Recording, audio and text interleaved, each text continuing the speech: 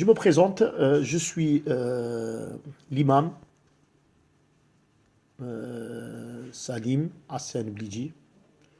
Je suis l'imam et le président de la mosquée Ali Hassan Blidji et aussi président de l'association Solidarité et Fraternité et Paix. Voilà, je remercie Allah subhanahu wa ta'ala qui m'a facilité pour que je puisse éclaircir certaines choses. Car on vit dans une époque où l'ignorance a pris le dessus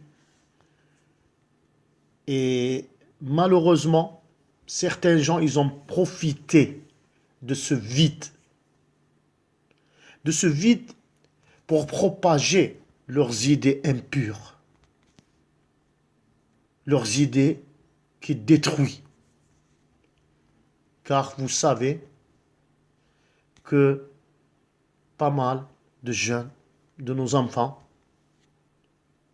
sont partis en Syrie sur un coup de tête. Parce que telle ou telle personne l'a persuadé que en partant en Syrie, en se faisant exploser, en tuant les innocents, des femmes, des enfants, des hommes, en les tuant, il va être parmi les gens du paradis. Et tout ça, c'est faux. C'est faux. Et excusez-moi d'être honnête avec vous, qu'il y a un grand vide.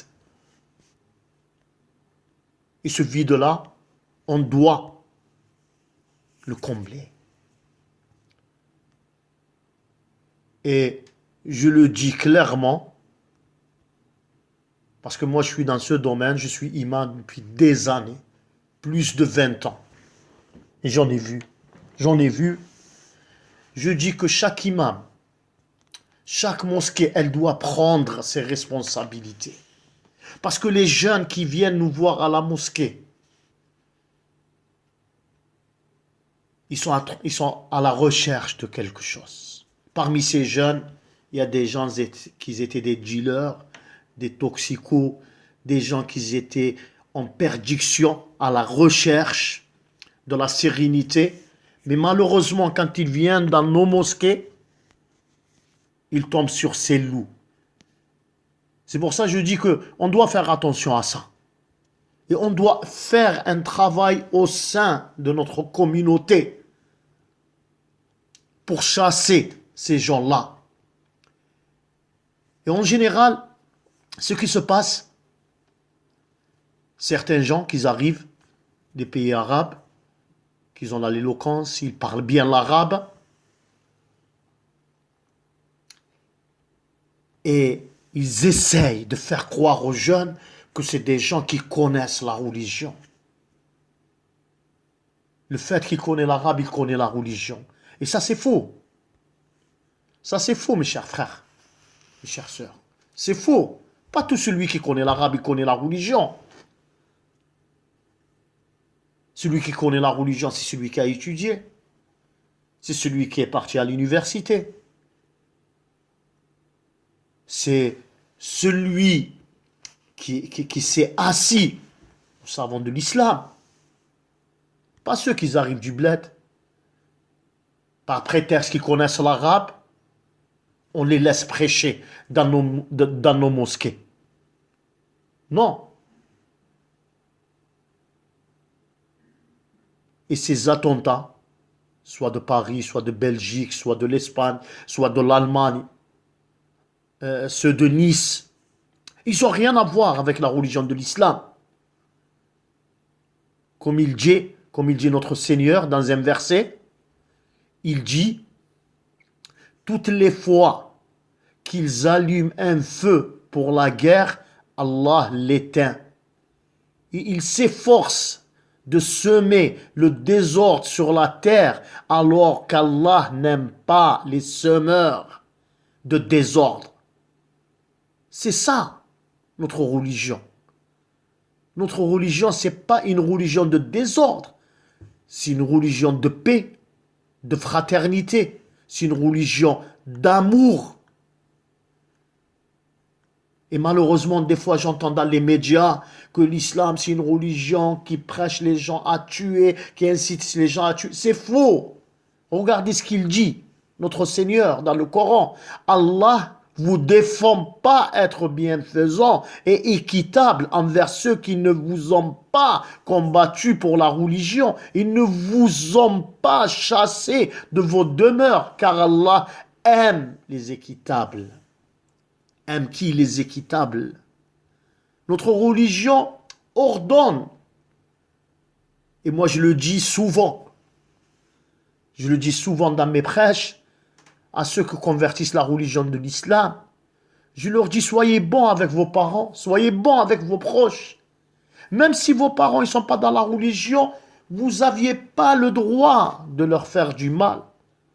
Vous n'aviez pas le droit d'être mauvais avec eux. Je le dis aussi à mes prêches. Je leur dis dans la religion de l'islam. Même si votre voisin, il est non musulman, vous devriez être bon avec lui. Vous devriez l'aider. Et vous n'aviez pas le droit, vous n'avez pas le droit de lui faire du mal. C'est ça, la religion de l'islam. C'est ça, la religion de l'islam. Mais malheureusement, certains, on les voit, moi j'en ai connu des jeunes, ils viennent au début, ils sont tout gentils, ils sont bien. Moi je le dis clairement, les jeunes de France, c'est des gens bien. C'est des gens qui sont respectueux. Mais malheureusement, ces mêmes jeunes qui viennent nous voir au début, qui ont un bon comportement, ils essayent de rentrer dans la religion pour chercher la sérénité, parce qu'ils étaient en perdition. Le jour au lendemain, on les voit changer. On les voit changer. Et plusieurs fois, j'ai lancé des signaux d'alerte. Je disais qu'il y a des gens, il y a des prêcheurs. Ils ne devraient même pas prêcher dans certaines mosquées. Malheureusement, il y a certains prêcheurs qui étaient avec le Mia, ils étaient avec le Fils, ils étaient avec le GIA, etc. Ils ont un passé noir et maintenant ils prêchent. Ils prêchent dans les mosquées. À votre avis, ils vont prêcher quoi? Ils vont prêcher quoi? Ils vont prêcher l'amour, la fraternité? Non, du tout. Du tout. Ça, c'est des gens qui ont un double visage. Un visage devant les médias, devant les gens, que c'est des gens bien, etc. Mais par contre, quand ils sont seuls avec ces jeunes, ils font tout pour polluer leurs idées. C'est pour ça qu'on doit se réveiller. Nous, la communauté musulmane, on doit se réveiller. On doit s'organiser. On doit chasser ces imams radicaux qui radicalisent nos jeunes, qui envoient, même s'ils ne prêchent pas les jeunes directement, en leur disant allez-y, partez en Syrie ou partez en Irak ou faites des bombes. Mais en vérité, ils les prêchent indirectement en polluant leurs idées. En polluant leurs idées. En les éloignant de leurs parents. En leur disant que vos parents, ce n'est pas des gens bien. C'est des gens mauvais. Ils ne sont pas sur le droit chemin. En les éloignant de leurs frères, de leurs sœurs. Et après, on est en face d'une jeunesse qui est pleine de haine. Qu'est-ce que vous allez attendre? Qu'est-ce que vous attendez de cette jeunesse qui déteste tout le monde? Qui déteste tout le monde? Qu'est-ce qu'on attend? On attend des bonnes nouvelles? Non, on attend des mauvaises nouvelles. Nous, on a connu des jeunes qui étaient bien, ils étaient respectueux. Ils étaient bons avec leurs parents. Le jour au lendemain, ils ont changé complètement. Ils ont changé complètement. À cause de qui? À cause de ces prêcheurs qui prêchent les jeunes. Ils les prêchent vers la haine, pas vers l'amour, pas vers la fraternité. Et nous, jusqu'à maintenant, on se pose la question, comment ça se fait qu'aujourd'hui en France, on voit ces imams prêcher jusqu'à maintenant, en sachant que ces imams, c'est un moyen, ou ces imams, c'est des imams qui détruisent, qui polluent notre jeunesse. C'est pour ça que je dis que tous les imams, toutes les associations, ils devraient prendre leurs responsabilités. Même les parents, ils devraient prendre leurs responsabilités, où ils n'envoient pas leurs enfants à ces mosquées chez ces gens qui utilisent la religion comme moyen pour polluer les idées de nos frères et de nos sœurs. Je pense qu'il est temps de se réveiller. Il est temps de se réveiller et dénoncer ces imams, dénoncer ces associations qui font tout pour comment dirais-je, pour détruire notre jeunesse. On est arrivé à un point où les gens, ils ont commencé à faire l'amalgame entre ce qui se passe et la religion de l'islam.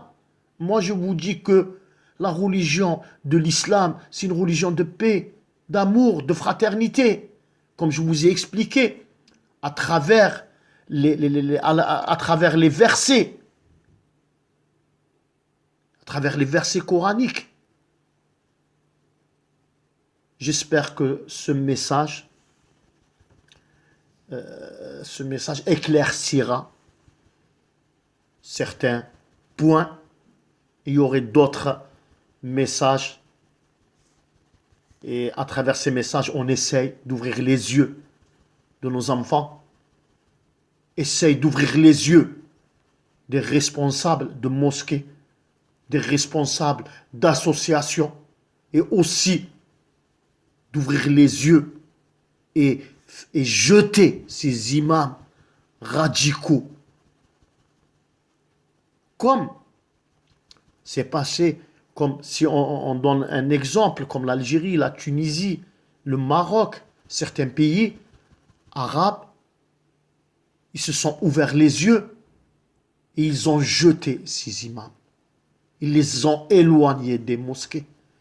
Pourquoi? Parce qu'ils ont su que ces imams-là, en vérité, c'était juste, c'était un moyen pour détruire notre jeunesse.